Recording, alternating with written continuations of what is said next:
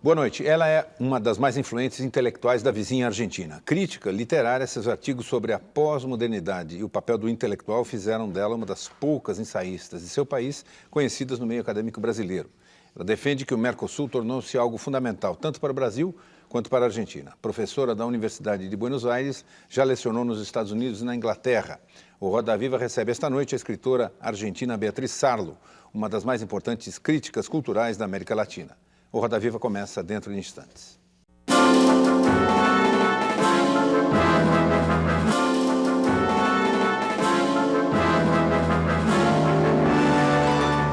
Em seus livros, Beatriz Sarlo discute arte, mas aborda também temas como política, história, guerras, feminismo e os meios de comunicação. Ela vai da literatura à sociedade, passando pela filosofia e urbanismo para analisar as sucessivas crises que abalaram a Argentina nos últimos anos.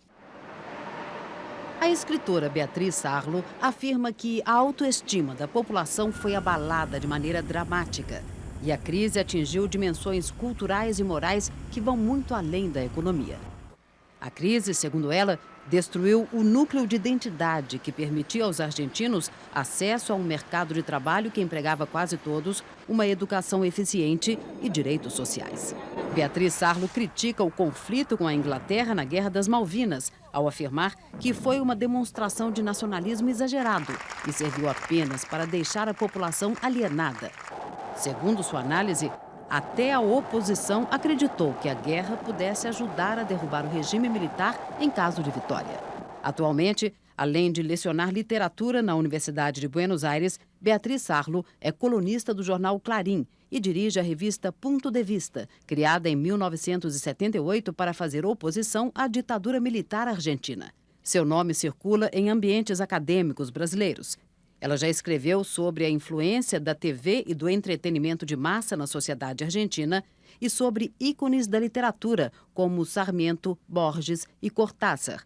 E é uma das mais importantes críticas culturais da América Latina. Para entrevistar a escritora argentina Beatriz Sarlo, nós convidamos Nelson de Russi, editor executivo do Cultura à Noite, Roberto Lameirinhas, repórter da editoria internacional do jornal Estado de São Paulo, Fábio Santos, diretor editorial do jornal Destaque, Eleonora Gosman, correspondente do jornal El Clarim, Raul Justilores, repórter do Caderno Mundo da Folha de São Paulo e Júlio Pimentel Pinto, professor do Departamento de História da Universidade de São Paulo. Também temos a participação do cartunista Paulo Caruso, registrando em seus desenhos os momentos e os flagrantes do programa. O Roda Viva é transmitido em rede nacional de TV, pela TV Pública, para todo o Brasil. E como o programa de hoje está sendo gravado, ele não permite a participação direta do telespectador. Mas você pode, eu diria deve, mandar a sua crítica, a sua sugestão, seu comentário para o programa utilizando a página na internet. O endereço está aí, www.tvcultura.com.br/Roda Viva. Boa noite, Beatriz. Eu queria começar pelo seguinte, nós vivemos um momento de globalização. Dizem que as fronteiras do mundo acabaram, caíram. No entanto, a senhora é pouco conhecida no mundo brasileiro, assim como figuras do seu porte intelectual são praticamente desconhecidas na Argentina. Nós vivemos de costas uns para os outros. A senhora acha que isso acaba algum dia? Yo supongo que sí, nos estamos conociendo más de todas maneras. Si uno compara el tiempo que le llevó a Europa comenzar a construir una unidad cultural, que fue el sueño de Gaulle y de Adenauer después de 1945, y parecía que eran Francia y Alemania las que estaban comprometidas en un proceso que no era nada seguro que pudiera realizarse. Y si vemos que incluso hay naciones europeas que votaron en contra de la Constitución Europea el año pasado y que esa Constitución todavía puede ser vetada por muchas de esas naciones, tendríamos que tener confianza en que este Mercosur y el resto de los instrumentos de unidad latinoamericana podrían construir en un plazo de algunas décadas. Tenemos que hacer una gran inversión no solamente económica, sobre la cual yo no podría hablar, sino que tenemos que hacer una gran inversión de deseo, yo diría, una gran inversión de impulso y de deseo, una gran inversión cultural, una gran inversión lingüística para que esto se dé como unidad, digamos, cultural. Agora, a Europa teve a Guerra dos 100 Anos. Quer dizer, durante 100 anos, duas das principais nações europeias guerrearam entre si. Quer dizer, nós tivemos aqui uma rusga, Brasil e Argentina, que movimentou as forças armadas de ambos os países durante longo tempo, mas nada parecido. Quer dizer, a sensação que às vezes eu tenho é que o Mercosul caminha aos soluços. Quer dizer, se na área econômica ele ainda sobe e desce, na área cultural, né, o cinema argentino é desconhecido no Brasil, uma parte da produção intelectual e cultural brasileira é desconhecida na Argentina, né, e isso sem contar os outros países aqui da nossa região mais próxima. Yo también tengo esa sensación. No voy a venir con un discurso optimista cuando verdaderamente uno dice, acá falta mucho, sobre todo en niveles intelectuales. Hoy es común decir que las industrias del turismo son industrias culturales. Si uno suscribiera esto, si uno creyera realmente que las industrias del turismo son industrias culturales, uno diría, verdaderamente, Mercosur está atravesando un momento extraordinario. Sí, como si la calle Florida, por ejemplo, fuese una gran galería de arte. Entonces, la calle Florida más Santa Catalina serían una prueba de que Mercosur atraviesa un momento extraordinario. Yo creo que las industrias del turismo son fundamentales, que son un recurso importantísimo para la Argentina, para Brasil lo han sido siempre históricamente y que son importantísimos para la Argentina, pero de todas maneras no confundiría eso con la relación entre campos de ideas. La relación entre campos de ideas yo diría que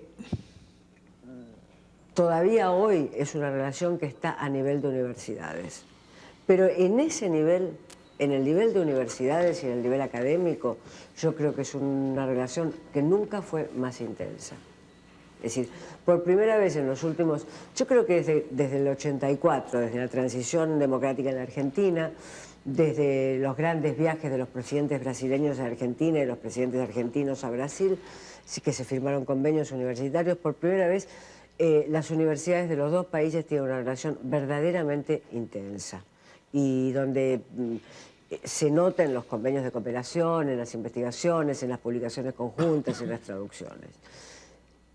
Eso todavía no es cultura de masas ni es cultura popular.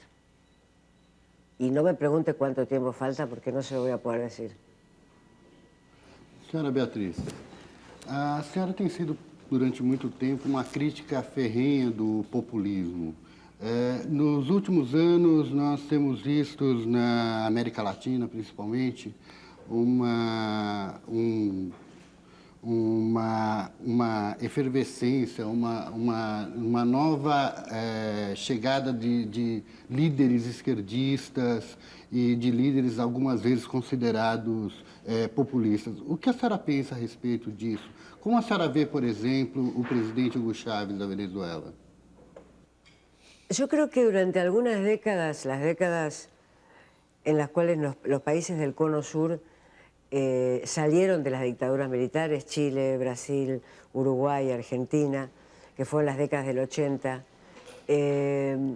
nosotros pensamos que lo importante era solamente establecer repúblicas democráticas e instituciones formales. Y yo sigo pensando que eso es así, que nuestros países necesitan instituciones formales y repúblicas democráticas, que son países muy proclives al liderazgo, muy proclives al caudillismo, muy proclives a las formas patrimonialistas y clientelísticas de la política. O sea, yo creo que es así eso. Sin embargo, también pienso que hay una tarea de la política de construir algún sentido colectivo, algún sentido unitario, alguna historia, alguna narrativa, y que justamente las transiciones democráticas y las repúblicas liberales tienen que fijarse particularmente en que eso es necesario, porque si no lo realizan, va a haber otras narrativas y otros sentidos de la historia.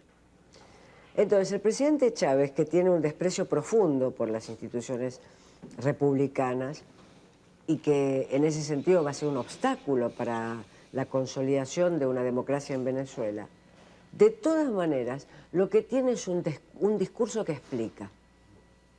Yo lo he visto, yo lo he escuchado, yo he ido como periodista a cubrir 2 actos de Chávez en Buenos Aires y lo que impacta en él, además de su carácter autoritario, y además de que puede hablar 4 horas seguidas, como Fidel Castro, lo que impacta es que puede recorrer toda la historia latinoamericana, que puede arrancar de Bolívar, que puede pasar por Prestes.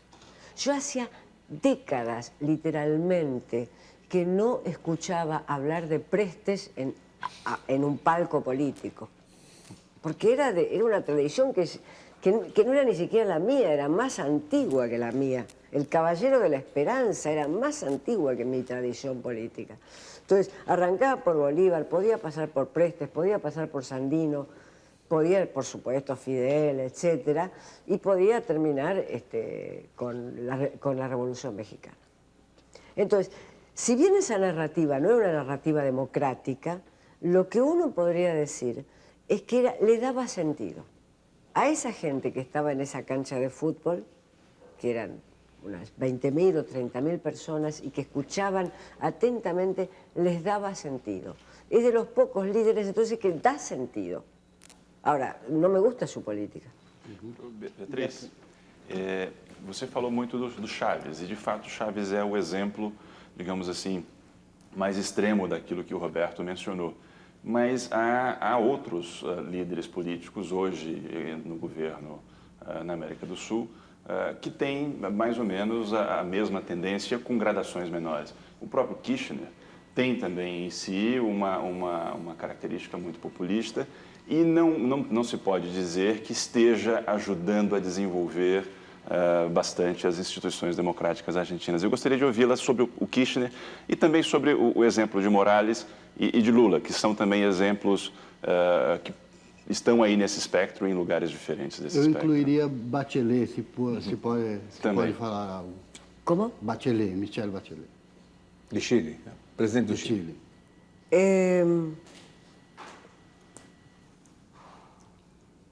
Michelle Bachelet es un caso fácil, porque Chile es nuestro caso exitoso en América Latina. Es un país de concertación política, donde los políticos respetan absolutamente las reglas de esa concertación, donde los pactos se continúan a través de 10 o 15 años, y entonces a cualquier votante chileno puede preferir Lagos o puede preferir Bachelet o puede preferir un candidato de derecha, pero digamos, es el país más adaptado a las normas de una democracia republicana que tenemos en América Latina. Es así. E aonde houve o mais duradouro ditador. ¿Cómo? E aonde houve mais duradouro ditador. Efectivamente. Y sin embargo, pudieron salir por elecciones de esa dictadura. Sí. O sea que tuvo la dictadura más duradera y pudieron salir por elecciones de esa dictadura. Yo siento gran admiración por ese país, porque además no está escrito en sus recursos, materiales, no está escrito en sus recursos económicos que sea un país exitoso.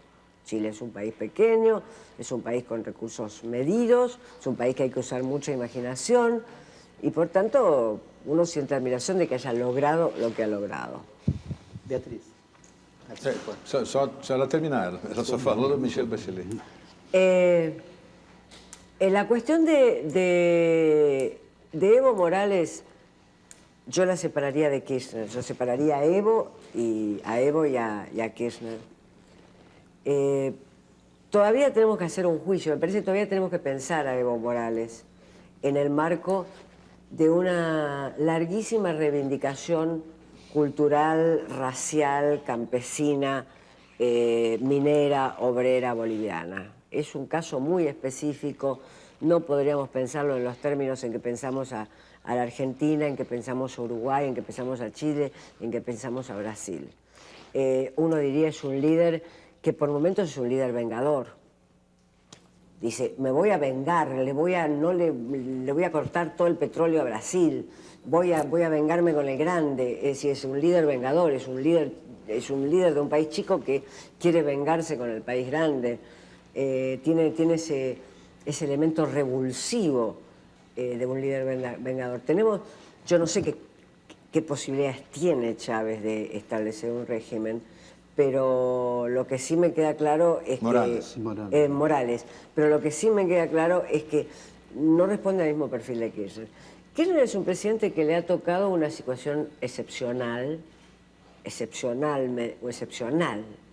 realmente. Ahora se reduplica la excepcionalidad porque al recibir Brasil más inversiones en este momento, la Argentina se beneficia con eso, y que tiene muy poca vocación democrática, muy poca vocación democrática. Su interés por la República es un interés meramente instrumental. Mientras pueda tener mayorías legislativas propias, no va a hacer ningún tipo de negociación política. La diferencia, si ustedes pueden pensarla, entre lo que es la política brasileña, que es política de negociación permanente. Seguramente ustedes son críticos de esa política, o no, pero quiero decir, seguramente dicen, no nos gustan algunos de estos rasgos, pero la política brasileña uno ve que es una política de negociación permanente. Kirchner es un político que no negocia nada. En 4 años no ha negociado nada, ha gobernado de manera hegemónica, ha impuesto, y todavía tiene los votos para seguir imponiéndose. Sequer dá entrevistas para jornalistas estrangeiros. Nem argentino. Nem argentinos. No. Y además responde una cosa que es verdaderamente extraordinaria, que es que su ministro, ¿no?, su secretario de gabinete, dice, el presidente elige la forma en la que se va a comunicar con su pueblo. Es una cosa verdaderamente extraordinaria. No da entrevistas a los periodistas porque elige su forma personal de comunicación, como si fuera un pop star, digamos. Pone su show. Beatriz, o Kirchner demitiu na semana retrasada o governador da província de Santa Cruz por telefone e colocou o novo governador também por telefone, passando por cima de qualquer rito constitucional legal. Dá a impressão que, apesar do discurso do Kirchner à esquerda, ele tem muitos traços do Menem, no sentido de governar com a família, governar com os amigos, e dá pouco espaço para se discutir com o Congresso, com a sociedade. Eu queria saber, o peronismo mudou muito pouco ou talvez o Kirchner está transformando o peronismo em outra coisa que a gente ainda não sabe o que é? Me gustaría saberlo. Yo creo que el peronismo es, históricamente, desde 1945, yo creo que el peronismo es un movimiento político con muy poca vocación republicana, muy poca vocación republicana. El general Perón era un militar que había visitado a la Alemania de Mussolini, que sentía simpatía por una cierta organización, no era un fascista, pero digamos, sentía simpatía por una cierta organización corporativa de la sociedad. Era un populista clásico de la década del 40. Y el peronismo, obviamente que desde el origen no tiene esa vocación republicana. Tiene, por otra parte, otro rasgo, que es que sabe muchísimo del poder. Es el partido que conoce el poder, como si lo hubiera investigado. Entonces, toda transformación que se da en el peronismo, cuando se transforma la cabeza del peronismo, se transforma el partido. Cuando Menem dijo revolución neoliberal, consenso de Washington, etc., lo dijo Menem y como tenía el poder, el partido crujió, pero se transformó.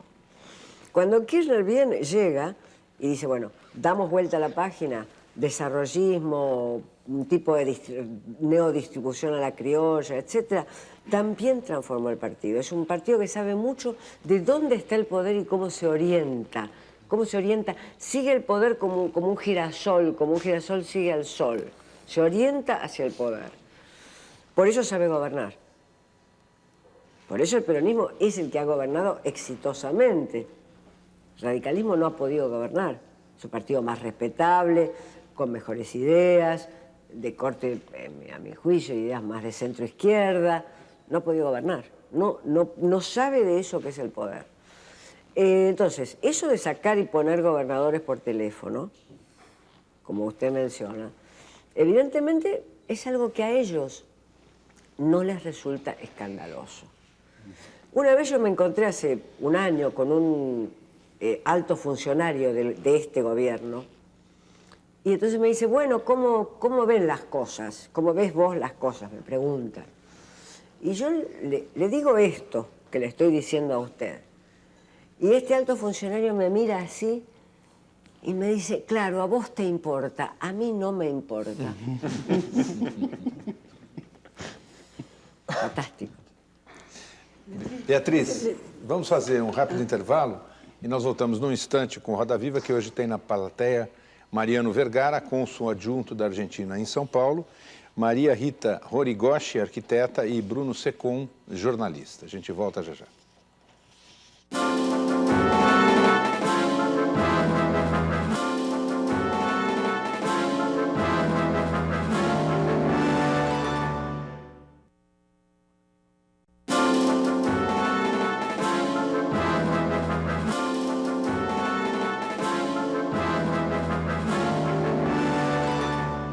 Roda Viva entrevista esta noite a escritora e crítica literária Beatriz Sarlo, uma das mais influentes intelectuais da Argentina. Seus livros não são comuns por aqui, mas ainda assim ela é uma das conhecidas ensaístas no meio acadêmico brasileiro. Beatriz, a senhora já escreveu sobre a influência da TV e do entretenimento de massa na sociedade argentina. E o correspondente no Brasil do jornal argentino La Nación, Luiz Hernal, tem uma pergunta sobre a responsabilidade dos meios de comunicação. Vamos ver. Hola Beatriz, un gusto saludarte. Mi pregunta es la siguiente. En las últimas décadas, los intelectuales, los pensadores perdieron el poder de influencia y movilización que tuvieron en otras épocas y en décadas recientes o inclusive obviamente en la antigüedad. ¿Crees que es así? Se dice que los medios de comunicación ocuparon ese rol. En ese caso, ¿qué responsabilidad les cabe a los medios de comunicación si están ocupando ese rol? Y si es posible esperar alguna responsabilidad de ese tipo de los medios de comunicación, considerando que son empresas privadas con intereses económicos propios. Gracias. Bueno, yo creo que la cuestión de los intelectuales hay que plantearla no solamente en relación con los medios de comunicación, sino en relación con los partidos políticos y la esfera pública. Me parece que ahí, porque si no se dramatiza, se dice, están los medios de comunicación que no permiten la circulación de discursos intelectuales, cosa que en realidad no es exactamente así. Yo trabajo en el periodismo gráfico permanentemente y junto conmigo una cantidad de colegas intelectuales, académicos que trabajan en el periodismo gráfico permanentemente y esos son medios de comunicación, o sea que habría que caracterizar bien. Por supuesto, hay televisión basura en todos los lugares de la Tierra y yo creo que la Argentina es uno de los vertederos atómicos de televisión basura, no compitiendo con Brasil, naturalmente, en ese sentido. Pero, de todas maneras, creo que la cuestión no es plantearla solo en relación con los medios de comunicación, sino qué pasa con los partidos políticos y su relación con los intelectuales. Porque las sociedades se modifican no solamente a través de esa cultura de masas que va en los medios y que es una especie de guiso cotidiano que vamos comiendo todos los días, a toda hora, sino que se modifican a través de la intervención fuerte de la política. Y si no, pensemos en América Latina, hablamos de mucha crisis de la política, pero acá estuvimos hablando todo el tiempo de líderes fuertes. Estuvimos hablando de Bachelet, estuvimos hablando de Chávez, estuvimos hablando de Lula, de Kirchner, de Evo Morales. Es decir, líderes fuertes de la política que van a dejar su impronta, que el siglo XXI va a decir, bueno, comenzó con la impronta de estos líderes, que a mí no me gustan, obviamente, o que me pueden gustar algunos de ellos y otros no, pero van a dejar su impronta. Entonces, ¿cuál es la relación de los intelectuales con los partidos políticos? ¿Qué hacen los partidos políticos para tener una relación intensa con los intelectuales? ¿Son los partidos políticos o no receptivos a las ideas de los intelectuales? La cultura de los partidos políticos es una cultura hospitalaria a la cultura de los intelectuales. El lenguaje de los intelectuales es un lenguaje hospitalario para ser escuchado en los medios políticos. Me parece que estas son las cuestiones en las cuales tendríamos que estar pensando, para no dramatizar el polo cultura popular e intelectuales, que parece ser un polo siempre que queda como desbalanceado. Entonces, pensar ese polo con el tercer elemento, que es la política. Você sempre foi uma crítica ferrenha da adesão à Guerra das Malvinas, né? Hoje, como que está esse debate na Argentina? Esse debate em torno da memória e da Guerra das Malvinas?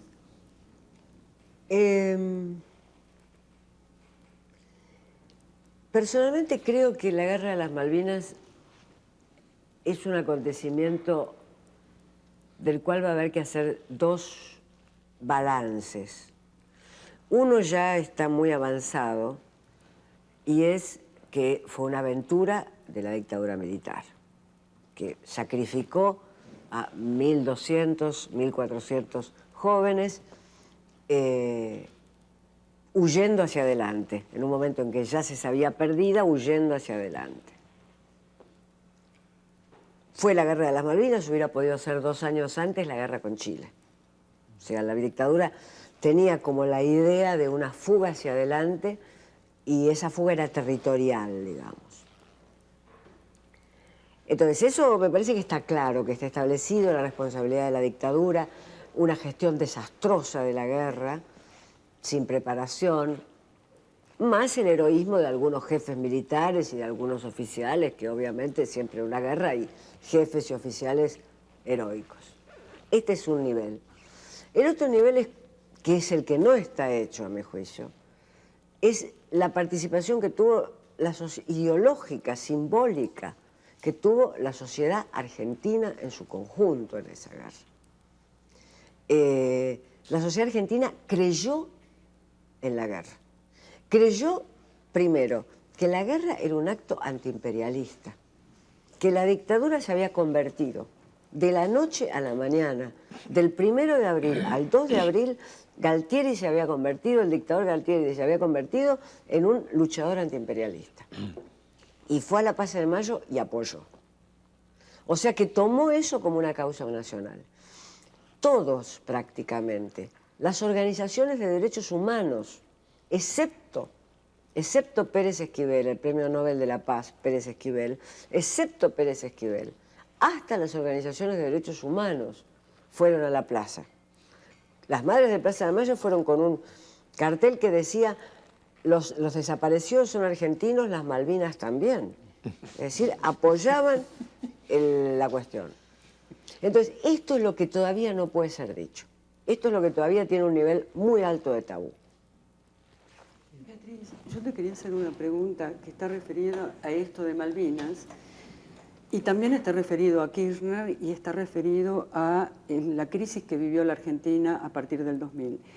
La pregunta es la siguiente: si Kirchner no es precisamente un producto de esa crisis del 2000 y de las crisis anteriores, es decir, de la crisis de las Malvinas, de la crisis del alfonsinismo y de la crisis que implicó el fin del menemismo.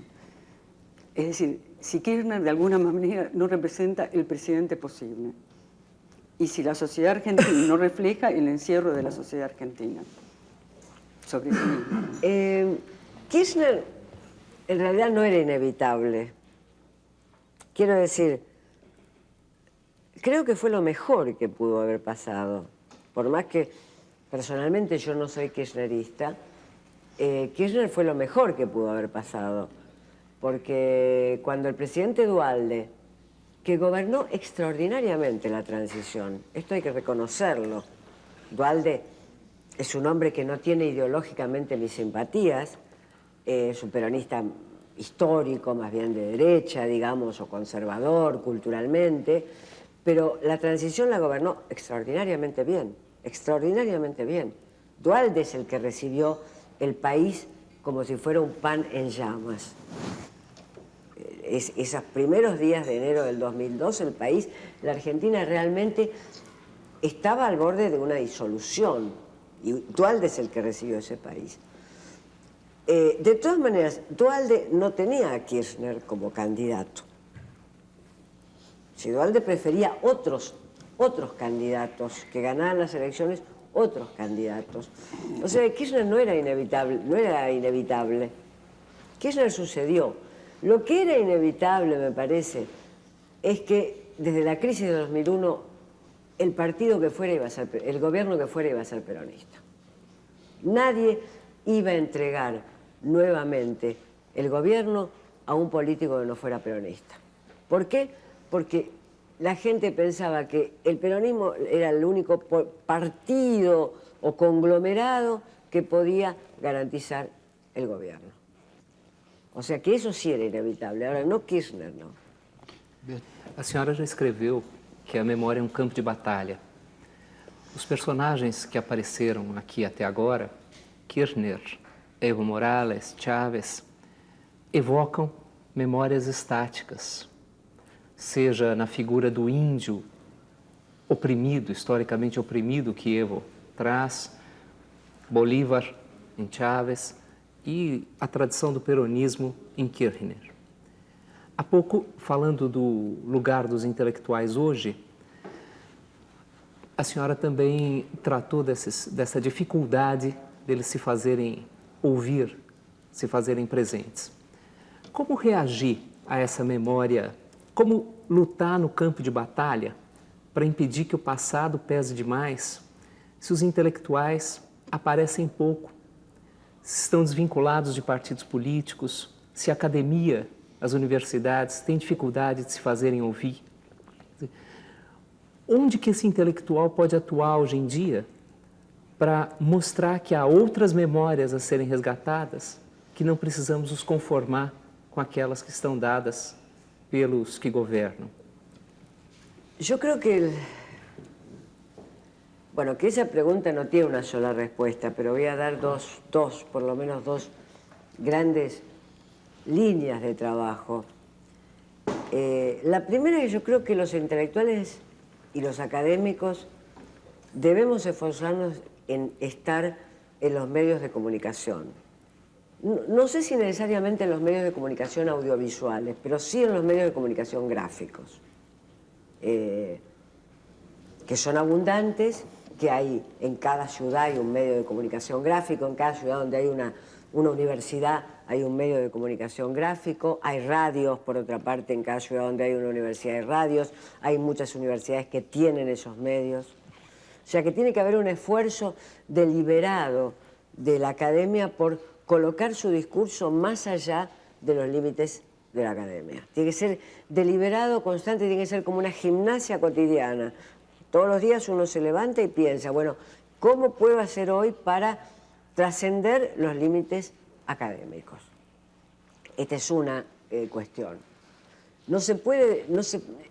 La esfera pública se fundó con los medios gráficos, o sea que nosotros, los intelectuales, no podemos olvidar los medios gráficos. La esfera pública es los medios gráficos, es los diarios. Hoy es Internet. Digo, el diario que más vende en la Argentina vende sobre papel 250.000 ejemplares, 300.000 ejemplares, y tiene en Internet 900.000 entradas cotidianas. O sea que los medios gráficos son fundamentales. Internet es gráfica. Hoy el Internet es gráfica, todavía no es multimedia, es gráfica básicamente. Sobre todo para quien no tiene acceso a banda ancha, Internet es gráfica. La otra estrategia que tiene que ver más con la política y con los gobiernos es cómo comunicamos a la escuela el discurso más elaborado que se produce en la universidad. ¿Cómo hacemos para trasladar eso?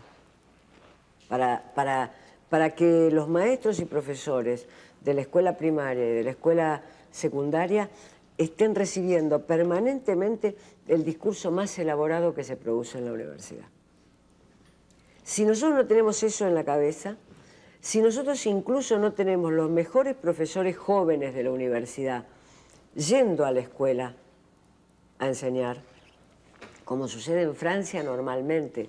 En Francia normalmente, que es un país que cuida su educación, tiene a los mejores doctorados jóvenes yendo a la escuela y luego volviendo a la universidad. Entonces, comunicar la institución escolar con la institución universitaria. Mas há também o problema da filiação partidária dos intelectuais. Hoje nós vivemos no Brasil uma situação em que está no poder um partido que foi fundado em parte por intelectuais que são muito importantes na academia brasileira. E o que a gente tem assistido nos últimos anos é que alguns desses intelectuais, na verdade muitos deles, simplesmente se recusam a pensar o momento presente como intelectuais. Andam pensando como membros do partido que está no poder. Não há aí também um problema de um intelectual acabar se vendo muito próximo a um partido? Para los argentinos de izquierda, el PT y la relación que intelectuales de diversas tendencias políticas e ideológicas mantenían con ese partido fue como un modelo de lo que debía ser la política. Es decir, un líder carismático proveniente de sectores populares como era Lula, que lograba articular intelectuales de primerísimo nivel académico e ideológico. O sea que lo que su pregunta tiene es más bien el dolor y la desilusión con la cual miles de latinoamericanos intelectuales de izquierda hemos vivido ese proceso. Sí. Que uno dice, pero entonces no era posible. Y entonces uno retrocede a formas menos ambiciosas de la política. Ahí vuelve al caso chileno. Cuando uno dice el caso entusiasmante de América Latina era Brasil, el PT, líder carismático, masas, intelectuales, esto era el caso entusiasmante, y uno ve cómo eso repite la conducta de la política, vuelve a casos quizás menos entusiasmantes y dice, bueno, pero entonces el académico Lagos, que es menos entusiasmante que el carismático Lula, y el Partido Socialista Chileno, que era menos entusiasmante de lo que fue el PT en su momento, tienen una solidez constructiva más profunda. De todas maneras, no demos vuelta a la página. No quisiera dar vuelta a la página. Beatriz, a senhora falou aí acerca do exemplo da França. Eu queria continuar nesse tema do afastamento dos intelectuais da política, citando exatamente as eleições francesas, nas quais os intelectuais da França, da sociedade francesa, que sempre foram muito atuantes politicamente, acabaram participando muito pouco da última campanha eleitoral. Não seria esse formato muito dependente do marketing e um pouco ou muito comercial que tem afastado os intelectuais de uma política partidária mais, de uma forma mais eficaz, com maior frequência? Muy probablemente. La campaña francesa evidentemente era muy difícil ser un intelectual y estar con Ségolène Royal, pese a que uno pudiera votar a Ségolène Royal, era muy difícil mantener frente a esa candidata con un discurso tan de sentido común colectivo, mantener una relación intelectual, o sea que muy probablemente eso haya pasado.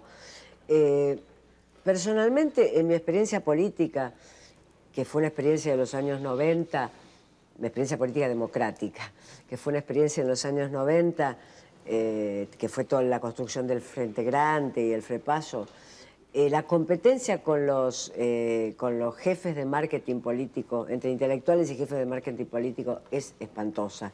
Y eso que todavía los Duda Mendoza, etcétera, no habían llegado al nivel de hegemonía que hoy tienen. Y tampoco los tenían en el Frente Grande y en el Frepaso, que era donde yo militaba. Pero de todas maneras, la idea del encuestador manejando las ideas de campaña, es decir, acá vienen los temas porque la gente dice que esto tiene que ser así, la idea de que el político ya no propone ni construye, eso ya venía de manera muy fuerte y era una competencia muy fuerte. Nosotros pensábamos que era una competencia que se podía ganar en ese partido, pero de todos modos estaba presente. Mi experiencia política era que estaba presente y que era muy difícil enfrentar, uno diría, el chantaje de la opinión pública construida. Beatriz, vamos fazer mais um rápido intervalo. Voltamos com Roda Viva daqui a instantes, que é acompanhado esta noite na plateia por Maria Alzira, doutora em Comunicação e Semiótica, escritora e assessora do Instituto Cervantes, Marisa Moura, agente literária e diretora da Página da Cultura. A gente volta já já.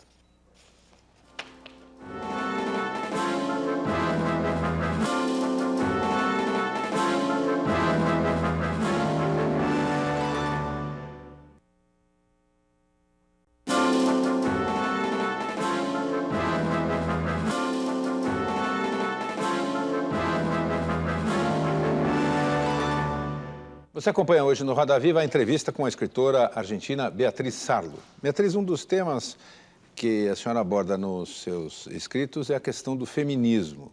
E eu queria entender que papel o feminismo tem na Argentina e relatar uma experiência pessoal que muito me surpreendeu. Há alguns anos atrás eu estive lá para fazer uma série de reportagens sobre o mundo, digamos, da noite, do entretenimento, dos jovens. E as conversas que eu tive com jovens argentinos sobre como se estabelecem as relações entre rapazes e moças me deixou espantado. E a descrição que eu tive é de que uma moça dificilmente conhece e namora, se é que é isso, aqui no Brasil nem esse termo se usa mais, um jovem que ela não conheça, que não tenha sido apresentado pelos seus amigos. E ao mesmo tempo eu vejo que até, inclusive no uso da maquiagem, as mulheres argentinas são conservadoras. Queria saber o que o feminismo faz na Argentina. Es difícil que yo tenga una percepción exterior, o sea, me deja completamente sorprendida lo que usted me dice y al mismo tiempo porque es muy difícil que yo tenga una percepción exterior de las mujeres argentinas. Pienso, a ver, lo que pienso sí que son rasgos hoy muy marcados, son un cuidado exageradísimo en las capas medias y en las capas medias altas por el físico y el cuerpo.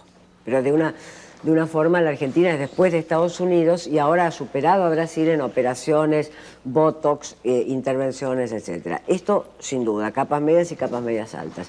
Antes, después de hace unos años, después de Estados Unidos, venía Brasil y Brasil tenía los mejores cirujanos, etc. Hoy, Argentina, no sé si tiene los mejores cirujanos, lo que tiene es la mayor cantidad de intervenciones y operaciones. Eso como uno. Dos, sorprende el nivel de, uno podría decir, de histeria de lo que es la vida juvenil cotidiana. El nivel de histeria puesto en el juego. Pero nunca me pareció que el nivel de histeria estuviera ligado a una ideología conservadora.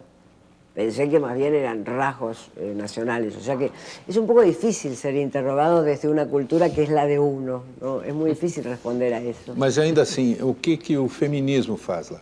Se é que ainda existe papel para esse movimento. La Argentina es un país muy contradictorio. Tiene zonas muy avanzadas, yo diría en el trabajo académico, universitario, de investigación, político de la mujer, tiene zonas extremadamente avanzadas, y al mismo tiempo es un país muy conservador en términos de algunos problemas. Por ejemplo, el problema de la despenalización del aborto. Este es un problema prácticamente intocable hoy en la Argentina.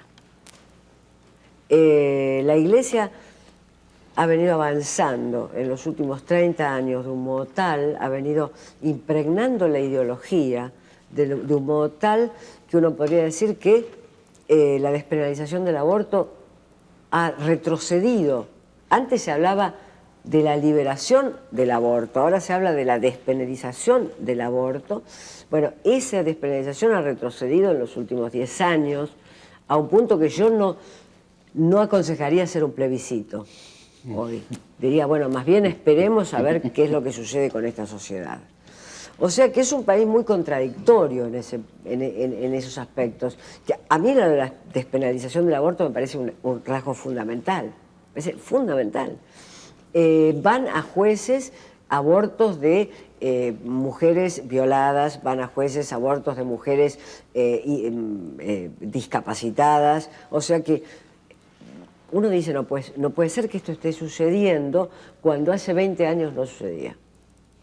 Y yo creo que eso tiene que ver con el avance de una especie de espiritualismo que está en la Iglesia Católica, pero una especie de espiritualismo que además tiene que ver con la ecología, y salvemos las hormigas, y salvemos los fetos, y salvemos todo. Es una especie de mezcla espiritualista, New Age, yo diria ideologicamente muito irritante. Deixa eu lhe perguntar, aproveitando então esse neoconservadorismo que também acontece no Brasil, somos países governados por partidos de esquerda, por assim dizer, presidentes que se orgulham do seu passado esquerdista. Kirchner é um caso até de construir uma biografia de esquerda talvez maior do que ele teve na época da ditadura. Qual é a postura dele em relação a aborto, direito dos gays, eutanásia, despenalização da droga? Ou seja, pode-se falar que é uma esquerda conservadora e que esqueceu essas bandeiras tradicionais libertárias da esquerda? Sí, totalmente. A ese grupo hay que agregar a Tabaré Vázquez, de Uruguay. El Frente Amplio, que en su propio programa tiene la despenalización del aborto, tiene en el presidente de Uruguay un presidente que dice, si llega a salir una ley de despenalización del aborto, yo como presidente la veto.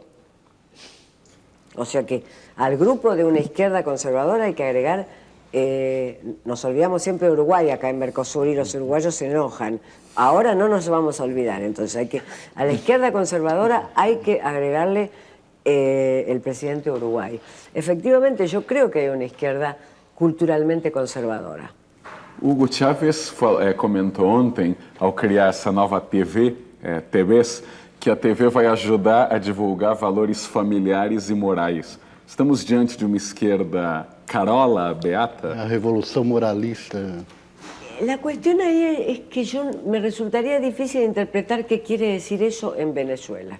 Porque si alguien lo dice en Brasil, si alguien lo dice en Uruguay, si alguien lo dice en San Pablo, yo puedo interpretar qué quiere decir. Y digo, es beato, es tradicionalista.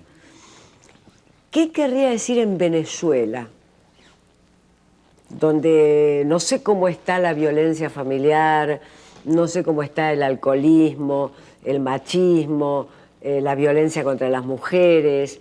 Entonces no sé si el presidente Chávez está pensando en eso o está pensando en otra cosa. Entonces, no es que me parezca bien, no me parece ni bien ni mal, me parece, lo que quiere es saber respecto de qué lo está diciendo él en Venezuela. Cuando en la Argentina me dicen los valores familiares, yo digo, para las clases altas, nada, no me interesa. Pero a lo mejor abajo, en los que viven en las villas de miserias, esa mujer que es abandonada con 3, 4 y 5 hijos por su marido, necesita la consolidación de una unidad para poder sobrevivir ella y sus 3, 4 y 5 hijos. Entonces, creo que yo no haría... En los años 60 y 70 estuve contra la familia con una bandera así. No estaría del mismo modo hoy. No por razones morales, sino por razones de supervivencia de aquellos que tienen menos condiciones de supervivencia, que son los chicos o los muy ancianos, ¿no? Qual seria o papel das TVs públicas na sociedade de hoje? La TV pública. Sí. La Argentina es muy bajo. Pero yo no, lo que pasa es que no conozco cómo puede ser el papel en Brasil de esa TV. En Argentina es muy bajo. La TV pública en Argentina es Canal 7. Desde la transición democrática, Canal 7 cambió, no quiero exagerar, pero cambió 20 veces de dirección. O sea, en 25 años cambió 20 veces de dirección, o una vez por año, digamos. Por tanto, no logró consolidar ningún programa de TV pública. O sea que en la Argentina es bajísimo y su... Mas então vou reformular a pergunta. A senhora acha que a TV tem algum papel no sentido de melhorar a sociedade? Absolutamente. Absolutamente sim ou absolutamente não? Lo dije para ganar tiempo. Yo creo que el primer papel en el mejoramiento de una sociedad lo tiene la educación. Depende entonces de con quién compite y con quién colabora la televisión. En una sociedad con una escuela pública deshecha, donde los pobres van a las peores escuelas, los ricos van a las mejores escuelas, etc., la televisión no compite con nada. O sea que la televisión mejora o desmejora o arma la sociedad porque efectivamente es la televisión la que reina. En una sociedad donde la educación es una educación poderosa, sólida, estructurada, la televisión tiene una competencia. Se le crea a la televisión un público con un cierto nivel de exigencia. Un público que va a mirar la televisión de un cierto modo, que va a combinar la televisión con la lectura de diarios, con la lectura de internet, con la lectura de libros. Entonces, en una sociedad como la Argentina, donde un niño que va a una escuela lee medio libro por año, la televisión es todo. Porque un chico lee medio libro por año. Y un argentino lee medio libro por año.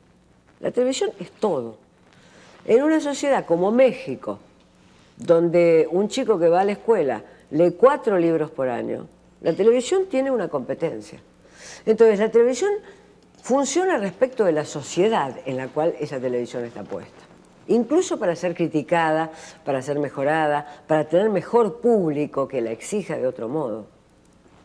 Beatriz, pensando no seu livro, na questão do relato, eu queria fazer se você fizesse uma comparação com o atual cinema argentino, que ele pensa muito... Nelson, só vamos esclarecer que trata-se do livro Tempo Passado, Cultura da Memória e Guinada Subjetiva, da editora Companhia das Letras e da Universidade Federal de Minas Gerais, que trata dessa questão das biografias, do relato de memória, porque senão o telespectador não vai saber do que se trata. E como você defende que a questão do relato não se dá conta total do passado, eu queria fizesse uma relação com o cinema argentino, que hoje ele pensa muito nessa questão da memória. E ele estaria mais fazendo um simples relato ou ele estaria ajudando a compreender o passado? Yo creo que está ayudando a poner algunos hechos en un cierto orden cronológico. Cuando el desorden ha sido terrible, como puede haber sido el desorden de una dictadura, el desorden de un país que durante 10 años vivió bajo esa dictadura y la aceptó. Porque esta es la cuestión. Volvamos al problema Malvinas que evocamos al comienzo. Esta es la cuestión. La sociedad argentina aceptó la dictadura. No solamente durante Malvinas, en el Mundial de Fútbol del 78. Yo sé que el fútbol es Dios y que contra el fútbol no puede hablarse, y en Brasil me animaría mucho menos todavía a hablar en contra del fútbol. Pero la sociedad argentina aceptó el Mundial del 78 como si estuviera en la naturaleza de las cosas que el capitán del seleccionado de fútbol tomara la copa y que estuviera acá el dictador Videla y acá el dictador Macera y en el medio el capitán de la selección.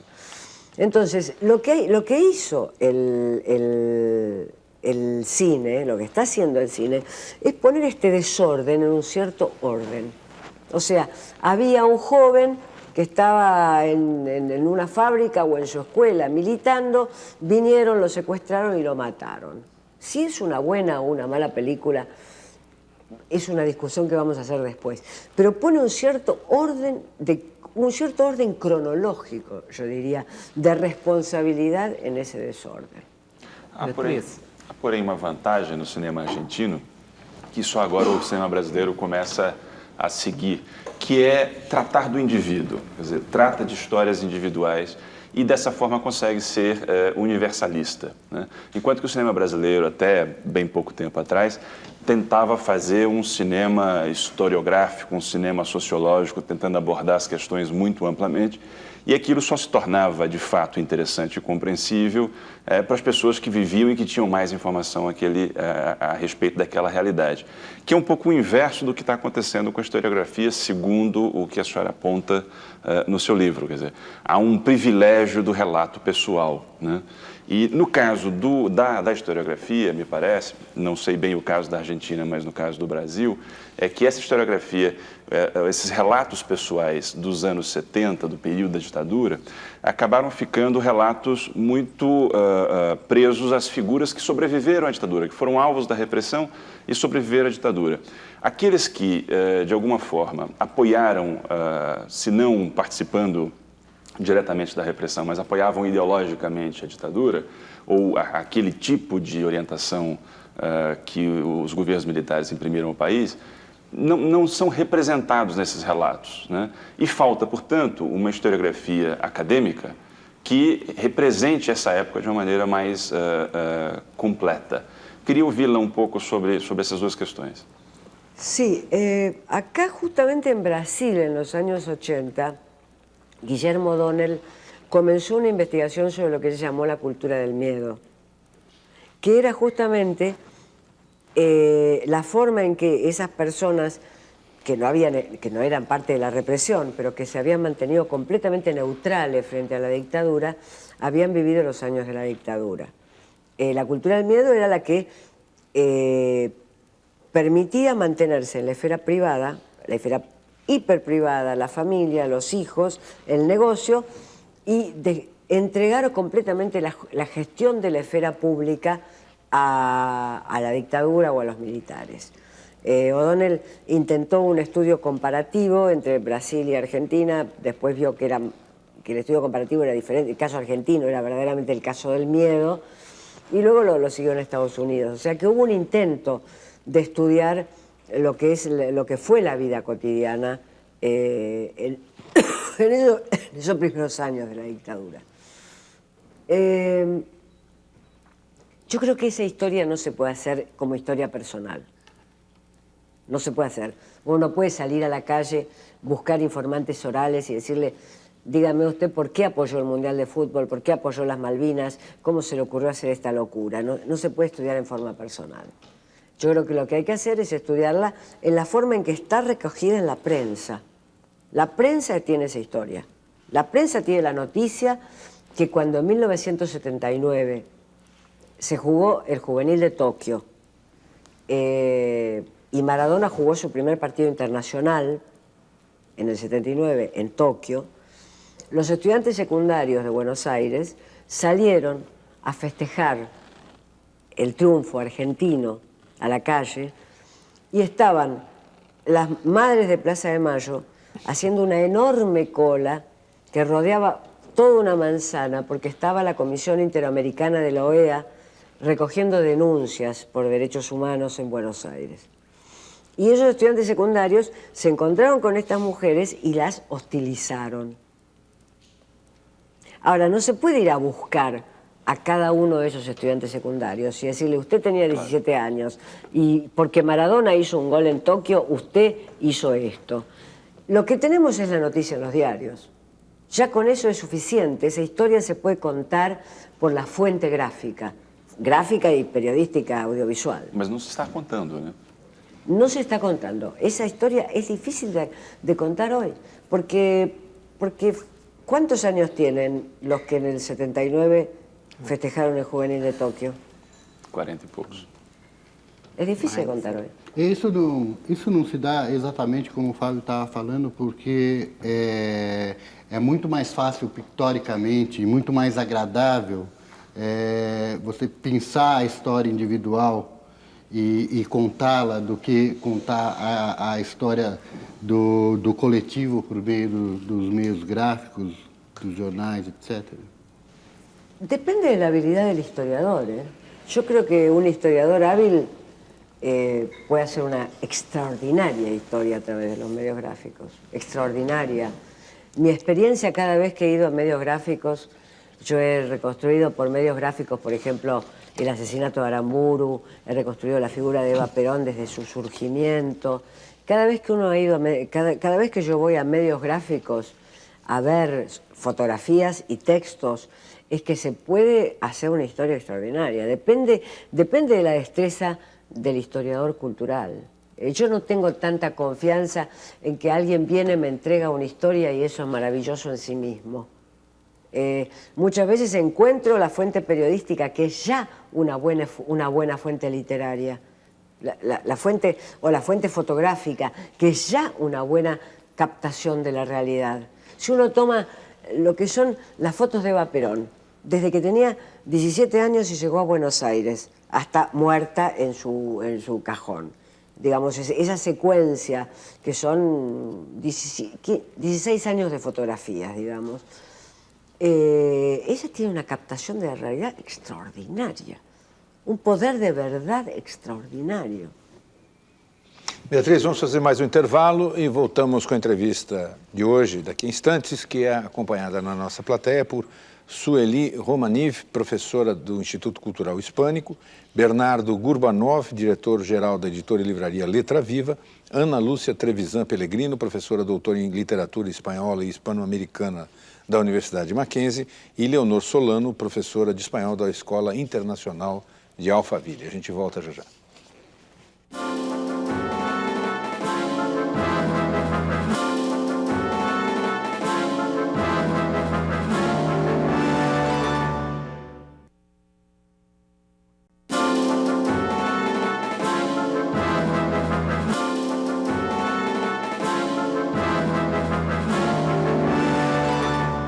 Voltamos para o último bloco do programa Roda Viva de hoje com a escritora argentina Beatriz Sarlo. Atualmente, além de lecionar literatura na Universidade de Buenos Aires, ela é colunista do jornal El Clarín e dirige a revista Punto de Vista, criada em 1978 para fazer oposição à ditadura militar argentina. O professor de literatura hispano-americana do curso de pós-graduação da Universidade de São Paulo, Jorge Schwartz, tem uma pergunta para a senhora. Vamos ver. Beatriz, querida, vou falar com você em português. Eu cresci em Buenos Aires e vim ao Brasil em 1960. Lembro muito bem do clima de antissemitismo e homofobia, especialmente no colégio secundário.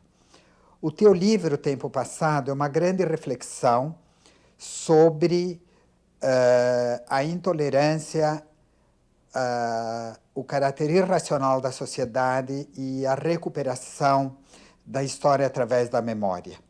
Você acha que educação e cultura é suficiente para vencer os preconceitos?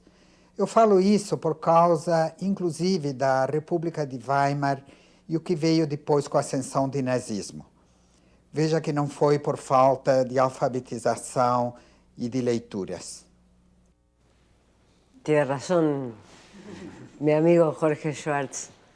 No fue en Weimar falta de alfabetización y de lecturas, fue la crisis económica en Weimar, fue la crisis de la inflación en Weimar. Lo único que yo digo es, yo creo que Jorge Schwartz tiene razón, con la educación únicamente nosotros no podemos solucionar problemas de homofobia o de racismo. Digo que la educación es lo único que nosotros podemos actuar. No podemos actuar sobre las personas de un modo que no sea institucional, cultural, republicano, educativo. Entonces, lo único que nosotros podemos decir es, tenemos la educación, y luego actuemos políticamente, pero es el camino. Puede ser insuficiente. La República de Weimar lo demostró, el surgimiento del fascismo lo demostró. En general, las crisis no sacan lo mejor de las sociedades, las crisis sacan lo peor de las sociedades. Pero que sea insuficiente no quiere decir que no sea lo único que tenemos. Creo que eso es el carácter extremadamente humano que tiene la solución. Es insuficiente y es la única. E a ideia de que a história pode nos ensinar a não repeti-la, a senhora acha que é fato?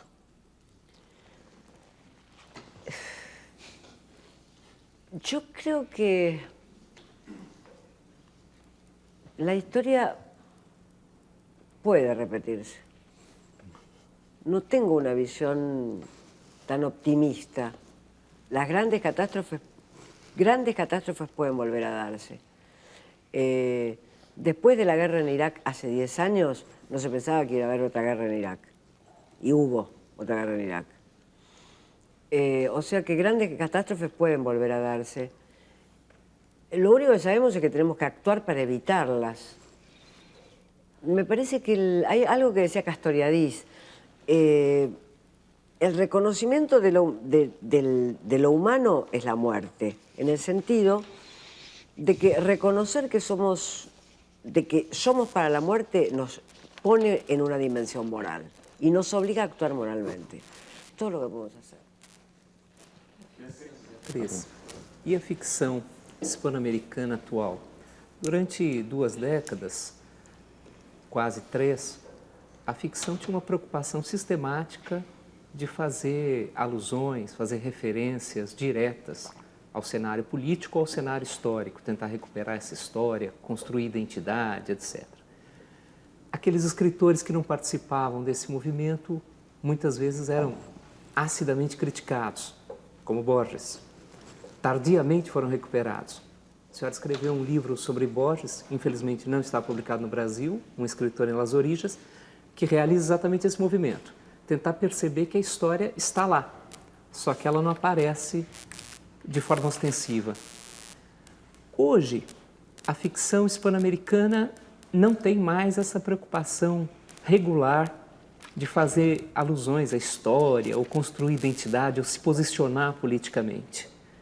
Ela é mais herdeira dessa estratégia alusiva, ela se coloca mais nas origens, nas margens, nas bordas da sociedade para pensar sobre ela? Yo creo que efectivamente es así, que durante mucho tiempo, y por obra de algunos grandes críticos, como puede ser el caso de Ángel Rama, se tendió a pensar la literatura hispanoamericana en función de alguna línea de la literatura hispanoamericana, que esa línea era Vargas Llosa, García Márquez, Fuentes. Es decir, se habló del boom y se pensó a la literatura hispanoamericana en función de una línea. Fuera de esa línea quedaban otros escritores. Quedaba Guimarães, quedaba Rulfo, quedaba Onetti, quedaba Juan José Saer, no solamente Borges, quedaban un montón de escritores fuera de esa línea matriz. Después de los años 80, yo creo que afortunadamente se piensa la literatura hispanoamericana más en un conjunto fragmentario de líneas diferentes, es decir, que no hay una sola línea que atraviese ni exprese el continente. Y yo encuentro que hay algunas narrativas identitarias que son verdaderamente interesantes, pero que son alegóricas. Por ejemplo, voy a dar el caso de una novela que a mí me pareció verdaderamente interesante, que es Budapesti de Chico Buarque. Esa es una narrativa identitaria. Es alguien que parece, en un acto de locura, darse como misión en la vida el aprendizaje de una lengua, el húngaro, que es completamente ajeno a su tradición cultural. Y para hacer ese aprendizaje debe aprender cada uno de los repliegues de esa cultura que él piensa que le va a transmitir esa lengua, el húngaro. Uno podría decir, esta es una narrativa identitaria. Ahora, no es una narrativa identitaria paulista. O nacional. Es una narrativa identitaria que, por alguna razón poética, descabellada, Chico Buarque coloca en Budapest. Entonces, yo creo que eso hubiera sido ilegible en 1970. Y hoy es una narrativa que uno dice sorprendente, extraordinaria, digamos, como propuesta. Beatriz, queria lhe perguntar sobre a classe média argentina, que durante muitas décadas a Argentina era um dos poucos países latino-americanos a ter uma classe média grande, majoritária. Hoje em dia a Argentina está um pouco mais latino-americana, no mau sentido, com uma distribuição de renda mais desigual e com um aumento dos índices de violência, ainda que muito baixos comparados com o Brasil. Como a senhora vê essa classe média hoje? Ela está mais amedrontada, mais segregacionista, pedindo mão firme para a polícia? Como a senhora vê? Ou ela está menos encrispada do que estava em 2001, 2002? No, está menos encrespada, ha vuelto a gastar. Esa clase media se comprueba de que no estaba no había caído, sino que no estaba gastando. O sea, se cayó la parte de abajo de esa clase media. Pero la que no cayó, la que quedó, esa clase media ha vuelto a gastar y está requiriendo ciudades para sí. ciudades a su medida. Se isolando? Y que el Estado le garantice la ciudad para ella. O sea, pensando que el derecho de ciudad es el derecho de las capas medias, atribuyendo a los pobres el delito, la droga, la violencia, los asesinatos, etc. Vive, por otra parte, me parece a mí, en una especie de cápsula de cristal, porque piensa que Buenos Aires es una ciudad insegura. Entonces, cuando yo le pido a esas capas medias que comparen las cifras de Buenos Aires con las cifras de Ciudad de México, Bogotá, Caracas, São Paulo. Lima, San Pablo. Entonces, lo único que supera en seguridad a Buenos Aires es Montevideo y Santiago de Chile. Son las dos únicas ciudades que superan en seguridad a Buenos Aires. Por tanto, son capas medias que dicen, nosotros queremos vivir pagando los impuestos de la Argentina, pero con la seguridad de Bruselas. O pagan los impuestos de Bruselas y viven con la seguridad de Bruselas, o pagan los impuestos de la Argentina y van a terminar viviendo con la seguridad de San Pablo. Mas imagina, nós pagamos aqui impostos de Bruxelas, nós pagamos impostos de Bruxelas e vivemos com a segurança de São Paulo. Esse isolamento é mais um traço esse isolamento da classe média é mais um traço desse conservadorismo que faz com que a sociedade perca valores republicanos. Passe a pensar no grupo, no condomínio fechado, em Buenos Aires não, mas aqui em São Paulo nos automóveis com filmes que escondem quem está dentro. Quer dizer, é a república que vai para o vinagre, né? A república que se perde nisso, não é? Seguramente. Bueno, esos automóviles metalizados son también los de Buenos Aires.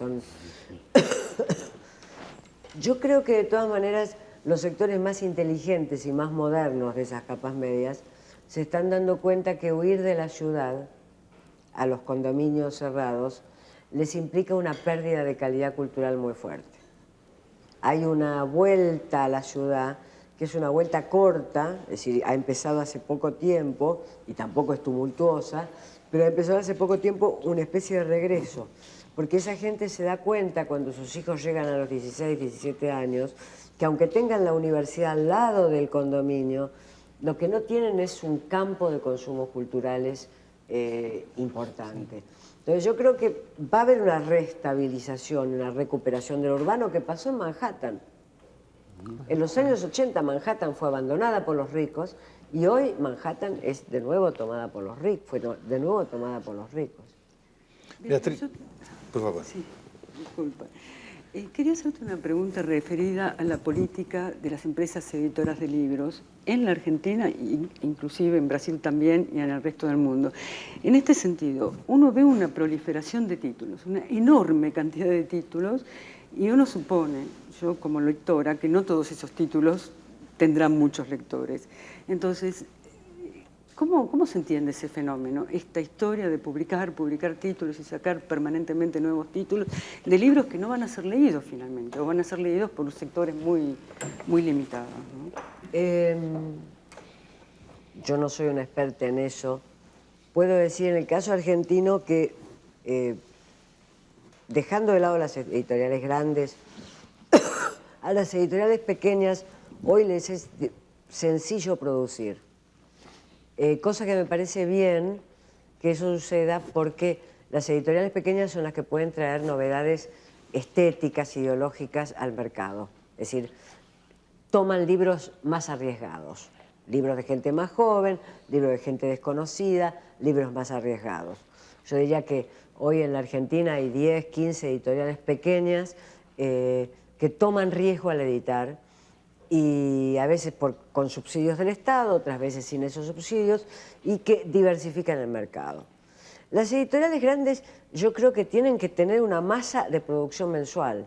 Es decir, que si uno tiene un gerente de marketing, un gerente de prensa, un gerente de comercialización y un gerente de no sé qué en una editorial, no lo puede tener para 4 libros, lo tiene que tener para 40. Para 4 libros es antieconómico, lo tiene que tener para 40, confiando que en los 40 libros haya 15, 16, 17 que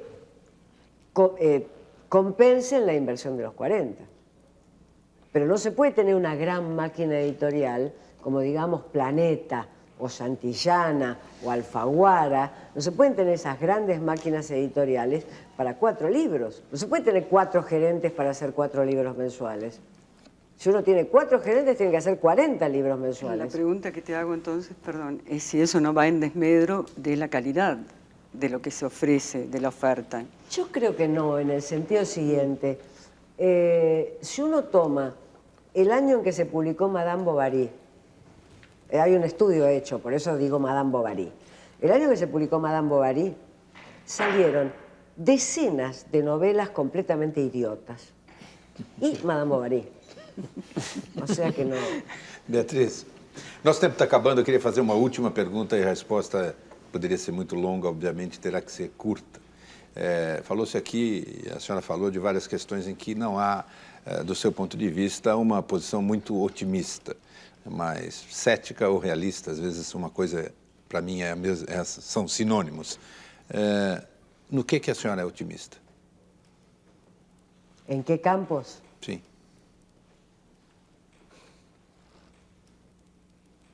Sigo creyendo en la política. Uno podría decir que alguien de mi edad, que ha pasado por el marxismo-leninismo, el chinoísmo, todas las tendencias de izquierda que hubo en Latinoamérica, que después hizo política democrática, que después trató de colaborar en la fundación de un partido, etc., y que fracasó, y que todavía sigue creyendo en la política, es optimista. Es como esas personas que nos hemos casado 3, 4, 5 veces y nos seguimos casando. Bueno, en eso soy optimista. Muito obrigado pela sua entrevista, obrigado aos nossos entrevistadores, a você que está em casa, e nós estaremos aqui na próxima segunda-feira, 10h40, com mais um Roda Viva. Uma ótima semana e até segunda.